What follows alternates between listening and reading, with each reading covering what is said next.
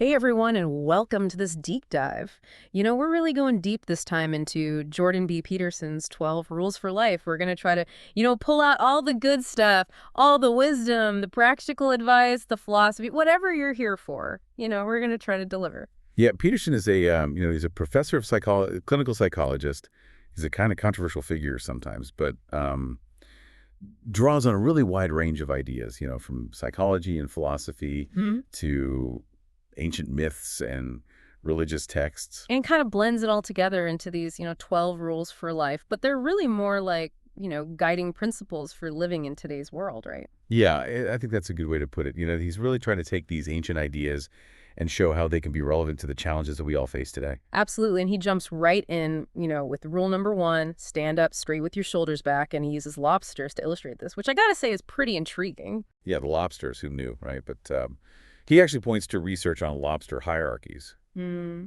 Believe it or not, lobsters have these social structures, kind of like we do, and their posture reflects their dominance. The winners, the lobsters with higher serotonin levels, they stand taller, literally, and the losers, the ones with more octopamine, they're hunched over. So it's not just about looking confident. There's actually a biological basis for this. That's exactly right. And Peterson argues that similar neurochemical processes are at work in humans, too. Mm. Our posture can affect how we feel about ourselves and how other people perceive us. Wow. So standing up straight, it's not just good manners. It can actually impact our mood and how we handle stress. You got it. And that's just first rule. So let's move on to rule number 2. Treat yourself like someone you are responsible for helping. This one really hit home for me because Peterson points out that something like a third of people don't even follow their own medical advice. It's like we're sabotaging ourselves. Yeah, it's so true. We're often way harder on ourselves than we are on other people. Peterson connects this to the idea of original sin, right? Like we inherently believe that we're flawed and unworthy. Yes, he uses the Garden of Eden story to illustrate that point. But he adds another layer by bringing in the yin-yang symbol, which represents that duality of light and dark, order and chaos in the universe. Yeah. It's about recognizing that we all have both good and bad within us, and that's okay. So it's about accepting ourselves, flaws and all, but still striving to become better versions of ourselves. Exactly. It's not about blind self-acceptance. It's about finding that balance between order and chaos, light and darkness within ourselves. Rule number 3, make friends with people who want the best for you. I think we've all had experiences where the people around us either lifted us up or held us back. Peterson actually tells a personal story about this, doesn't he? He does. He talks about a childhood friend who had a lot of potential, but he got caught up with the wrong crowd and ended up wasting his talents. Yeah. It's a really powerful illustration of how our social environment can shape our trajectory in life. It's like that saying, you're the average of the 5 people you spend the most time with. If we want to grow and achieve our goals, we need to surround ourselves with people who are on a similar path. That's a great point, and it's not just about avoiding negative influences. It's about actively seeking out friendships with people who inspire us, Mm. challenge us, and support our growth. Those are the relationships that can really make a difference. Speaking of comparison, rule number 4, compare yourself to who you were yesterday, not to who someone else is today. This is a tough one, especially in the age of social media where we're constantly bombarded with images of other people's seemingly perfect lives. Oh, absolutely. Peterson's point is that constant comparison with others is a recipe for unhappiness. Mm. There will always be someone who is more successful, more talented, more attractive. Focusing on those comparisons only highlights our perceived shortcomings and feeds our insecurities. So how do we break out of that comparison trap? Well, Peterson encourages what he calls a growth mindset, where we focus on our own progress and celebrate our own achievements, however small they might seem. It's about recognizing that we're all on our own unique journeys. Okay, so now we get to a rule that often sparks some debate. Rule number 5, do not let your children do anything that makes you dislike them. This seems to go against the grain of a lot of modern parenting trends. The whole being friends with your kids thing. Yeah, Peterson's approach is definitely more traditional. He argues that parents have a responsibility to shape their children's character and prepare them for the real world. Mm. It's not about being permissive or shielding them from all discomfort. It's about setting clear boundaries and teaching them right from wrong. So it's not about being a dictator. It's about providing guidance and structure so that kids can develop into responsible and well-adjusted adults. Right. And he uses the example of kids, playing aggressively on a playground to illustrate this point. Kids need to learn how to interact with others in a socially acceptable way, and that requires clear rules and consequences. And finally, we come to rule number 6, Set your house in perfect order before you criticize the world. This one has a real stoic feel to it, doesn't it? It does. Peterson is drawing on the wisdom of thinkers like Leo Tolstoy and Alexander Solzhenitsyn, both of whom endured tremendous suffering in their lives. Solzhenitsyn's story is so powerful, imprisoned in the Soviet Gulag system, but even in that horrific environment, he found the strength to write the Gulag Archipelago, which exposed the brutality of the Soviet regime and had a profound impact on the world. Absolutely. It's a testament to the human capacity for resilience and the power of choosing our response, even in the face of immense suffering. So much to think about already, and we've only covered the first 6 rules. I know, right? We're just getting started. We'll delve into the remaining 6 rules, which touch on some even deeper and more challenging ideas in the next part. All right, so welcome back to our deep dive into Jordan Peterson's 12 Rules for Life. I'm ready for more. We covered a lot in the first part. Posture, self-care, choosing our friends wisely. It seems like those first 6 rules really laid the groundwork for Peterson's overall philosophy, wouldn't you say? Definitely. They kind of set the stage for the rest of the rules, which go into some deeper and more complex ideas about meaning and truth and personal responsibility. Well, let's jump right into rule number 7. Pursue what is meaningful, not what is expedient. This one seems to be about making choices that are aligned with our values, even when those choices are difficult. Yeah, and it's easy to get caught up in those things that offer immediate gratification or make things easier in the short term, Hmm. but Peterson, he's really talking about focusing on the things that will truly matter in the long run. He uses that analogy of the monkey reaching into the jar for a cookie, right? The monkey wants that cookie so badly that it won't let go even when its hand gets stuck. Exactly. It's like we get so fixated on that immediate reward that we lose sight of the bigger picture. We choose the easy path, the quick fix, even when we know deep down that it's not going to lead us where we want to be. So how do we even figure out what is truly meaningful? What's truly meaningful for us? That's the big question, isn't it? And there's no easy answer because it's going to be different for everyone.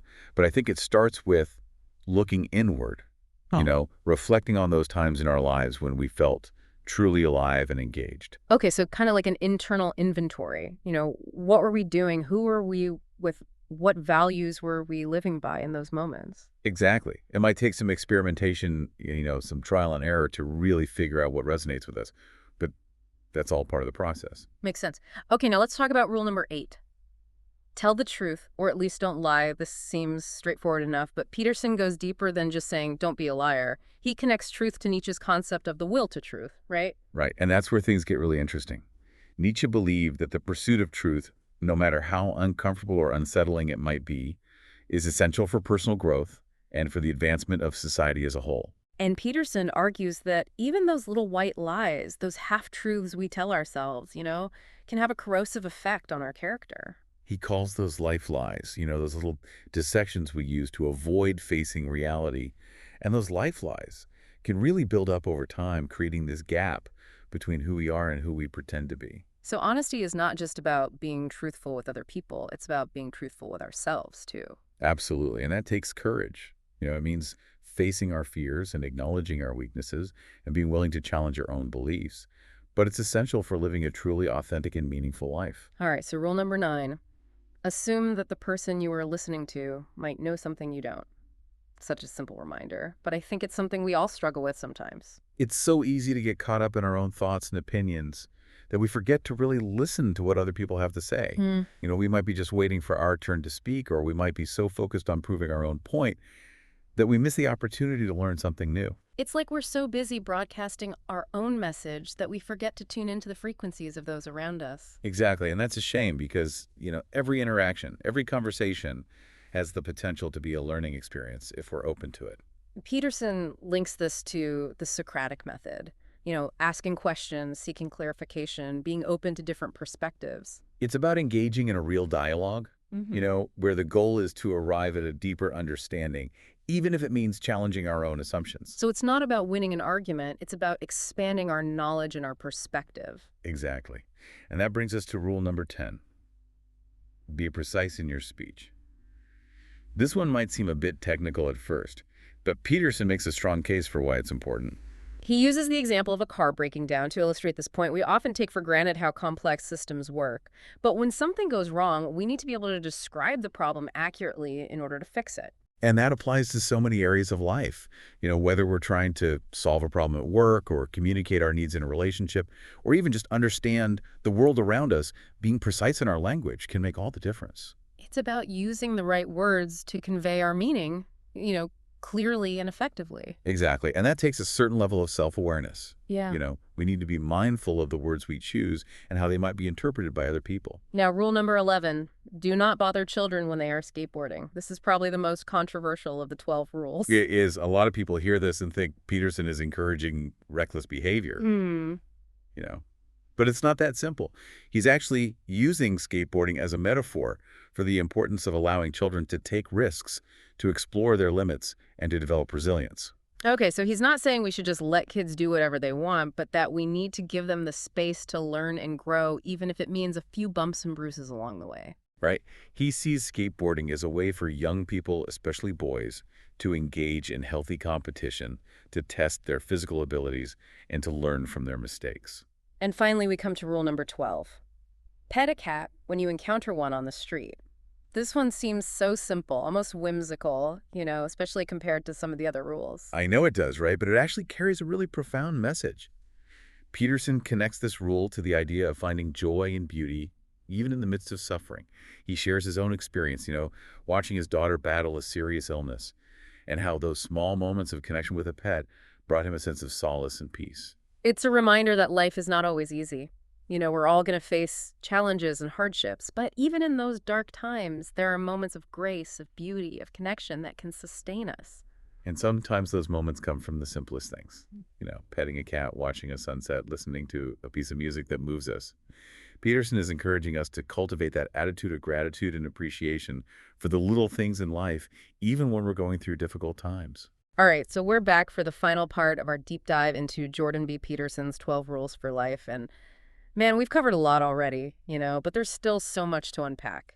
I know we've gone through, posture and friendships and facing our own truths, but these last 6 rules really dive into some even deeper territory, about finding meaning and purpose, even when things are tough. So let's get right to it. Rule number 7, pursue what is meaningful, not what is expedient. And I think this is where a lot of people get stuck.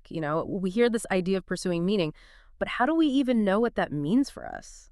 It's a great question, because we're constantly bombarded with messages about what we should value, what success should look like. Yeah. Those external definitions might not line up with what truly resonates with us on a deeper level. Yeah, so how do we tune out that noise and figure out what really matters? Peterson doesn't give a simple answer, Mm-hmm. and that's because it's such a personal journey, but he suggests, looking back on your life, think about those moments when you felt truly alive and engaged. What were you doing? Who were you with? What values were you embodying? It's like taking an inventory of those peak experiences, the ones that brought us joy and a sense of purpose. Exactly. And it might take some trial and error, some exploration to really figure out what resonates with you, but that's part of the process, right? Okay, so rule number 8, tell the truth, or at least don't lie. This seems pretty straightforward, but I think a lot of us, we get caught up in those little white lies, those half-truths, the things we tell ourselves to avoid discomfort or conflict. And those little deceptions, they might seem harmless in the moment, but they can really add up over time.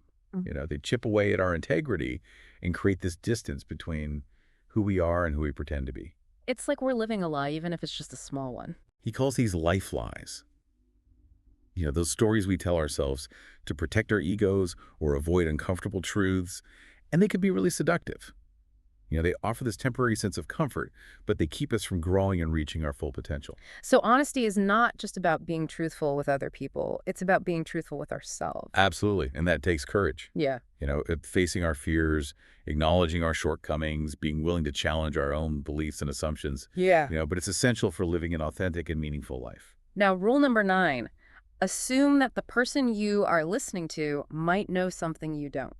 I mean, this sounds so simple, but it's so easy to forget. I know. It's so easy to get caught up in our own heads, our own thoughts and opinions, that we forget to really listen to what other people have to say. Sometimes I think we're just waiting for our turn to talk, or we're so focused on proving our own point that we miss out on the opportunity to learn something new. It's like we're so busy broadcasting our own message that we forget to tune in, to the frequencies of those around us. And we miss out on so much. Every interaction, every conversation has a potential to teach us something. Peterson connects this to the Socratic method, asking questions, seeking clarification, being open to different perspectives. It's about having a genuine dialogue where the goal is understanding, even if it means changing our own minds. Okay, so rule number 10, be precise in your speech. This one might seem a little bit technical, but it's actually really important. He uses that example of the car breaking down. We take for granted how complex systems work, but when something goes wrong, you need to be able to describe the problem accurately if you want to fix it. And that applies to so many things, our relationships, our work, even just understanding the world around us. When we're precise in our language, it helps to reduce misunderstandings. Hmm? It makes it easier to solve problems, and it just generally leads to clearer communication. So it's about choosing the right words, Mhm. to convey our meaning clearly and effectively. Exactly. All right, now rule number 11. Do not bother children when they are skateboarding. This is probably the most controversial rule in the whole book. Yeah, on the surface, it sounds like he's condoning reckless behavior, but we know there's more to it than that. Of course, Peterson is using skateboarding as a metaphor. He's talking about the importance of letting kids take risks, explore their limits, and develop resilience. He sees skateboarding as a way for kids, especially boys, to engage in healthy competition, to test their physical limits and to learn from their mistakes. So it's not about letting kids run wild. It's about giving them the space to learn and grow, Yeah. Even if it means a few bumps and bruises along the way. Exactly. He believes that, when we try to shield kids from every possible danger, Mhm. we actually end up doing them a disservice. We prevent Mm. them from developing the skills and the resilience they need to navigate the real world. So it's about finding that balance, right, between protecting our kids and letting them experience life. Right, and finally we come to rule number 12. Pet a cat when you encounter one on the street. This one seems so simple, almost whimsical compared to some of the other rules. You know? Oh, right. But it's actually really profound. Peterson connects this to the idea of finding those moments of joy and beauty, even in the midst of suffering. He shares his own personal experience, It is. watching his daughter go through a serious illness and how those small moments of connection with a pet brought a sense of comfort and peace. And it's a reminder that life isn't always easy. We're all going to face challenges and hardships. But even in those dark times, there are moments of grace, of beauty, of connection that can sustain us. And sometimes those moments come from the simplest things, petting a cat, watching a sunset, listening to music that moves us. Peterson is encouraging us to cultivate that attitude of gratitude and appreciation, for the little things, even when things are tough. Well, there you have it. Jordan Peterson's 12 Rules for Life, a blend of psychology and philosophy and personal anecdotes and, yeah, even lobsters and cats. It's a guide to navigating this complex world, a call to personal responsibility, and a reminder that we all have the power to choose how we respond to life's challenges. And we hope you enjoyed this deep dive. We've just scratched the surface, but hopefully you've gleaned some insights that you can apply to your own life. Absolutely. Keep exploring, keep questioning, keep striving to be the best version of yourself. And hey, if you happen to see a friendly cat on the street, don't hesitate to give it a pet. Until next time, happy diving, everyone.